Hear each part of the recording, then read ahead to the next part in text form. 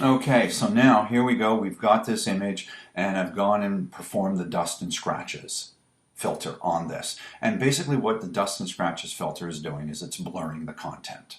Okay? All right.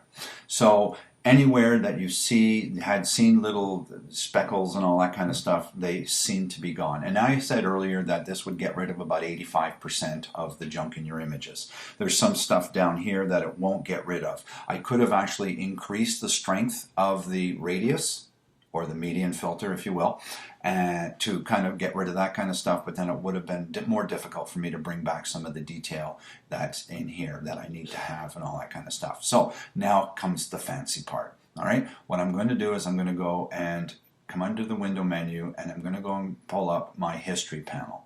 All right, so now here's my history panel over here, and I'm just going to see if I can expand it a little bit, and you can see that I have my image that I opened up, and by default all images in Photoshop have a snapshot taken of it in its original open state. And that's why the revert thing works so well, because it's just going to revert to that snapshot. These are called snapshots up there. These are called history states. All right. So the first state that I had was an open state. The second thing was doing the dust and scratches.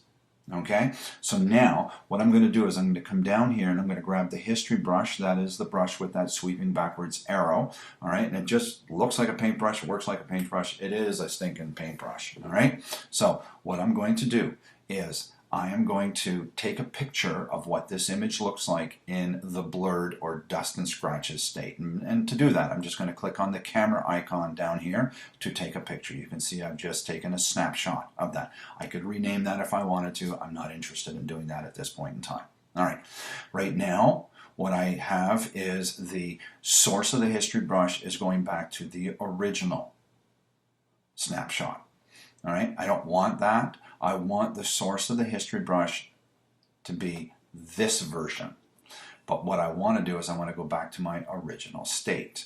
So clicking on this open state brings back all of the dust and muck that was in the image, but now I have my history brush set to the snapshot for dust and scratches. All right, where we have nondescript areas such as the background, I can come in with a much bigger brush. Now, here's the idea. All right, it's kind of like cloning, but all right, what I'm going to do is if I left this in the normal blend mode and painted over there, then I would just be painting in everything that would be from the blurred state. But I don't want to paint in everything. I only want to cover up the lighter stuff that's in here. All right, so in order to cover up all the light and stuff, what I need to do is choose darken. What's going to happen here is it's only going to darken up the pixels that are lighter based on what the blurred state looks like. Anything that is the same color or darker is not going to get anything painted on there, and that way it won't be painting in all of the blur. All right, so all I do is come over here and paint on this. Come across like that, and in here I can come in with a big broad strokes, come through this, down around here, come along the bottom, up in this.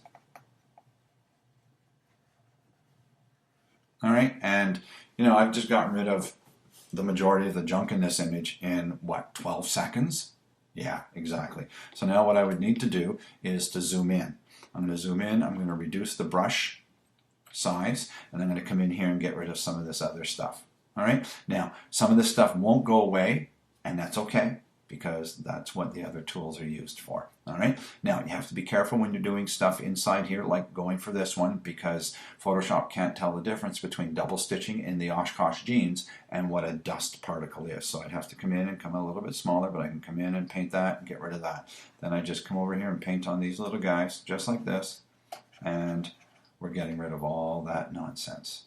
All right, because I'm painting in the blur from that area and it's only darkening what needs to be darkened. All right, there you go, coming in, doing this. Gotta love this, gotta just love this. Spacebar coming up into here, and you come up into these areas here, and it's just kind of cleaning up this stuff, getting rid of that, and lovely. All right, I'm not going to do the whole image, but now you get the idea of how to use the history brush and the history panel in order to paint from another state. All right, thank you very much.